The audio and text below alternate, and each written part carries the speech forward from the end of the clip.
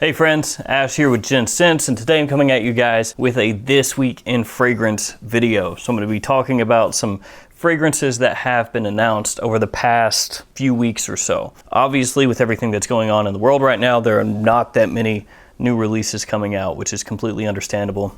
In the grand scheme of things, new fragrance releases, not very important. But there have been a number of releases announced. Some of these may be bigger than others. Some of these are small releases, but there are some that I want to highlight and go over with you guys here today. So let's go ahead and jump into this and check out some upcoming releases on another Week in Fragrance.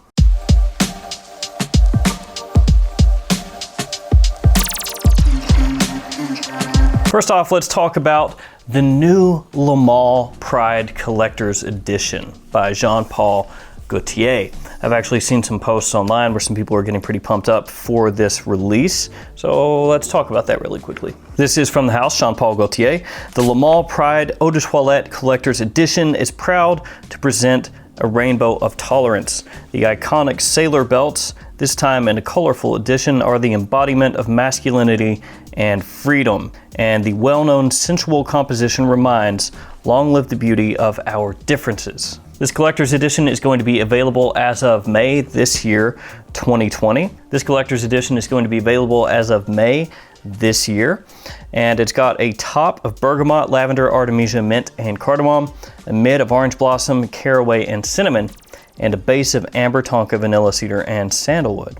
The nose of the fragrance is Francis Kurkdjian. I bring this up because, like I said, I've seen a few posts where people are pretty pumped about this coming out and excited to smell it, get their nose on it, see how it smells, see how good it is. The thing is, this is just a collector's edition bottle. The fragrance is the same as the original Le Male. The notes are the exact same. It says that it's just a collector's edition bottle, and the nose of the fragrance is Francis Kurkdjian. So I mean, this is just a collector's edition bottle. If you like the bottle, pick it up. But the fragrance is going to be just Le Male. Don't mean to be a buzzkill here. It's just from everything I've seen, everything I've read, it's just a collector's edition bottle with the original fragrance inside there. You do still see this from time to time from different brands. To me, it was something that I saw more often, or at least I feel like I saw it more often back maybe a decade ago. They would take really popular fragrances and maybe switch up the packaging a little bit, whether it was the box that it came in, actually especially if it was the box that it came in, and sometimes give it a unique twist on the bottle design and have the fragrance be the exact same. You don't see that as often nowadays because a lot of times it's new flankers that are coming out, but yeah, this is just a different bottle. Next up, let's talk about the new Missoni fragrance, Missoni Wave. Yeah, Missoni getting on that blue fragrance train and riding it into town, trying to get some money. So this one has a top of marine notes, a mid of lavender, and a base of vanilla. Pretty simple, pretty cut and dry, straight to the point. Now, Missoni Pour Homme is a fragrance that I feel like is a really solid cheapie. It's gonna give you a similar vibe to Bleu de Chanel. It's in that sort of style. So I mean, really, that one is a blue fragrance in and of itself. The bottle's not blue, but it does the same stuff. Versatility, wearability, compliment factor, you know the deal. And actually, that bottle is a really nice bottle. It's a really nice presentation. The cap is magnetic on it. It's heavy in your hand. It looks of good quality. So this new one, Missoni Wave, obviously is a flanker to Missoni Pour Homme, which is the one I was telling you about that's similar to Bleu de Chanel. Missoni Wave, obviously, sounds like it's gonna be an aquatic, especially with the top notes being marine notes. And then you've got lavender in the mid, which is used all the time in men's perfumery. It comes across very clean. Sometimes you can make it sweet as well, so it can be sweet and clean. Sometimes can be a little bit soapy, depends on how it's used. And then in the base here, vanilla. Lots and lots of people out there love vanilla. Obviously gonna give you some sweetness there, probably a little bit of warmth and the dry down as well. Can't really tell too much about how it's gonna smell just with 3 notes. I mean, C notes, lavender, vanilla. I would assume sweet, fresh, and aquatic, but that's not really going out on a limb, is it? Regardless, this is one I actually do want to check out because I imagine that when it hits discounters, it's not gonna cost all that much because the other Missoni that I've been talking about, Pour Homme, that one is inexpensive and actually smells really nice for the price. Next up, let's talk about the new Guerlain Patchouli Ardent, and this is going to be available as of May 2020, specifically mid-May 2020. This one has a top of fig, black pepper, and pink pepper, a mid of cedar, patchouli, and rose, and then a base of leather and musk. According to the house, this fragrance settles on the skin with spicy notes of spicy pink pepper and intense black pepper, softened by a fig note that's both green and subtly fruity. In the heart, patchouli and rose sublimate each other. With the emblematic flower of Oriental perfumery, they form a sensual and captivating duo. Its deepest woody accents then stretch into a leathery and musky accord, forming an intense and majestic wake. So if you're a fan of Guerlain fragrances, make sure to keep your eyes open for that one. I imagine it will be like the others in that line. Fantastic. Next up, something that is a little bit interesting, a little bit out of the ordinary. Olympic Orchids Night Flyer. So in case you're unaware, this is the original zoologist bat, only now being released under Olympic Orchids. So Dr. Ellen Covey was the nose, the perfumer for the original zoologist bat, and apparently, according to what's on Soffler Bomb, she was approached to sell essentially the original formula for zoologist bat, and she declined and actually took that formula back and is now selling it underneath her own perfume line, Olympic Orchids, which is why Zoologist is now releasing Bat 2, which has a new perfumer and a new makeup. So if by chance you were wanting the original Zoologist Bat, but you were not able to purchase it before it was discontinued and ran out of stock, you can now buy Night Flyer, which is the same fragrance, just released underneath a different fragrance brand. This one has notes of sandalwood, olibanum, wood, vetiver, a furry musk accord, wet earth, damp air, mineral notes, resins, leather, figs, banana, and soft tropical fruits. This one is available in a 5 ml travel spray for $18, a 30 milliliter spray for $65, and a 100 milliliter spray for $120. You can also get a 1 milliliter sample for $3 if you wanted to just check it out. Like I said, a little bit out of the ordinary. Technically, it's a relaunch with an interesting sort of backstory there. Next up, let's talk about a new Kenneth Cole Copper Black. This one has a top of orange blossom, apple, and ginger, a mid of leather, whiskey, and cardamom, and a base of tonka vanilla and gaiac wood. From the house, for a rich decadence distilled with history, this one-of-a-kind reserve cologne is for the man who demands the better things in life. Enjoy time at home with fresh apple and ginger, and exude worldly class with aromas of leather, exotic spices, and black vanilla. And I wonder if maybe there's a little bit lost in translation there, enjoy time at home. So they're either saying, yeah, we understand that everybody's quarantining right now, but you buy this, spray it on, you're gonna have a more enjoyable time sitting there by yourself because you're gonna be smelling like a boss. Shift gears from the classic into the modern era with the subtle elegance of Copper Black. So this one is a Kenneth Cole fragrance, obviously. Kenneth Cole fragrances typically do hit discounters pretty early on, and when they hit discounters, they are often discounted heavily. So this is one of those circumstances where I feel like if you're interested in the scent,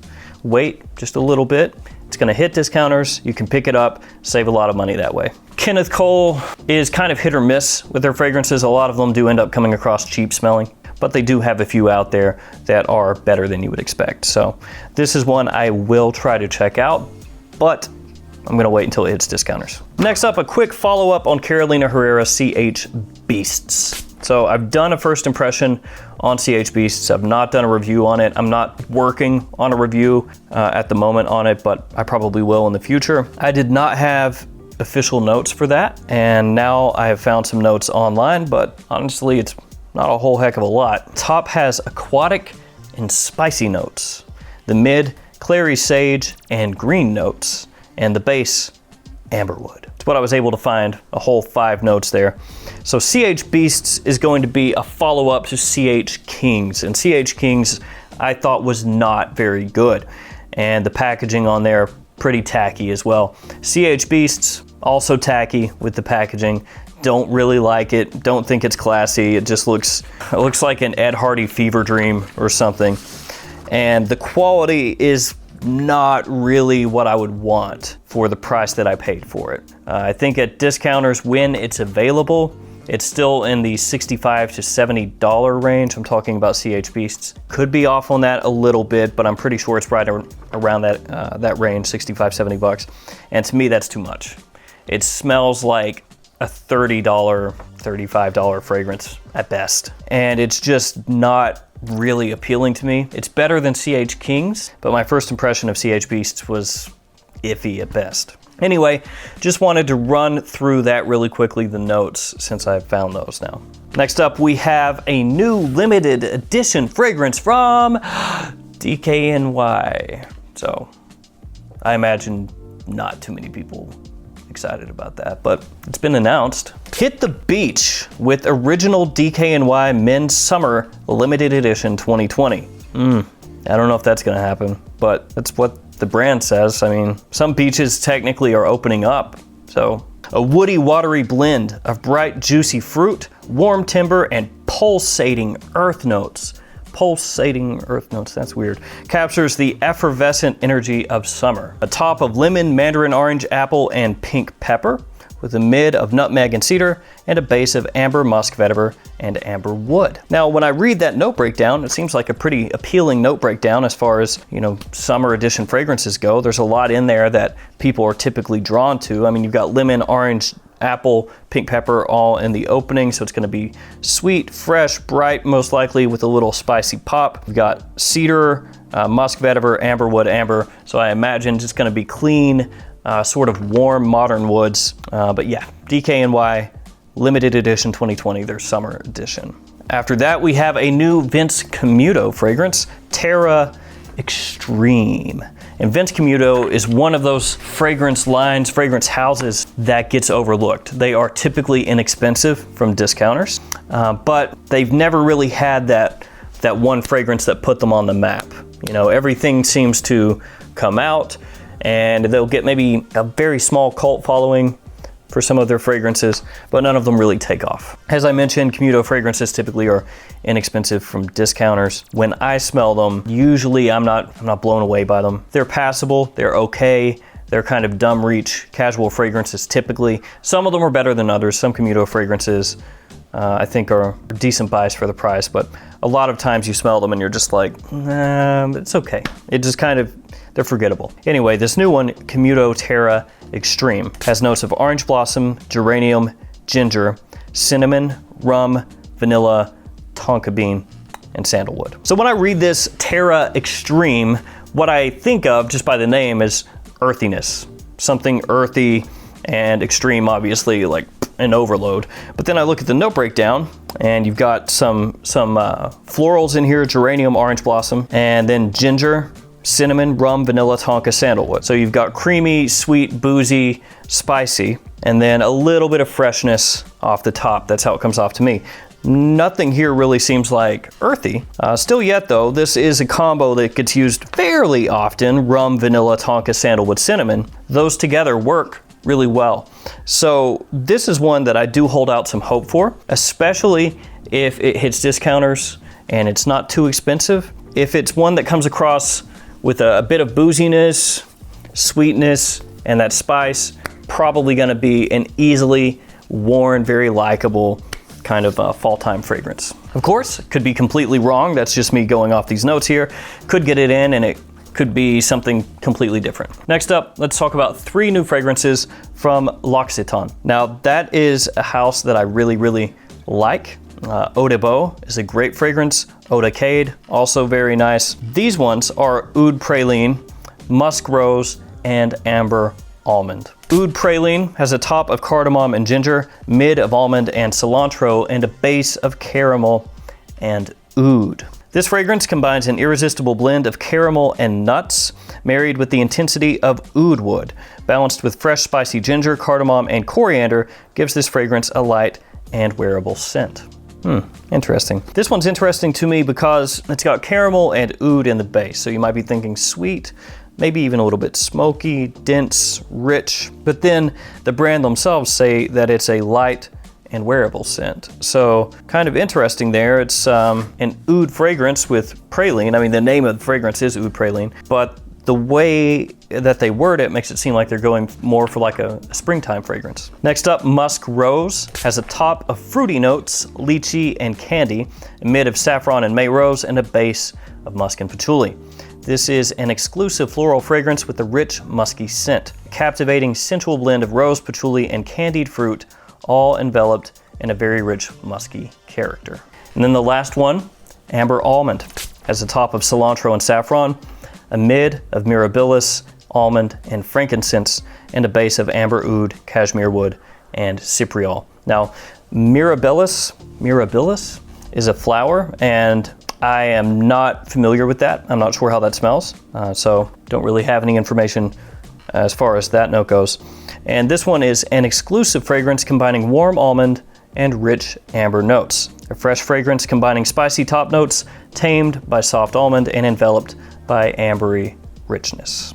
As I said, fan of the house, fan of the brand, looking forward to those. And last up, let's talk about 1920, the Origin Eau de Toilette. This one does not really seem to share much in common with the Eau de Parfum. So there's 1920, the Origin Eau de Parfum. That one gets compared to Cartier Declaration, and I have done a review on that fragrance. It's actually a really good, cheap fragrance. Very affordable from discounters, and the quality is nice. This one, the Eau de Toilette, has a top of grapefruit, sage, and cardamom, mid of cinnamon, geranium, and aquatic notes, and a base of vetiver, amber, and gaiac wood.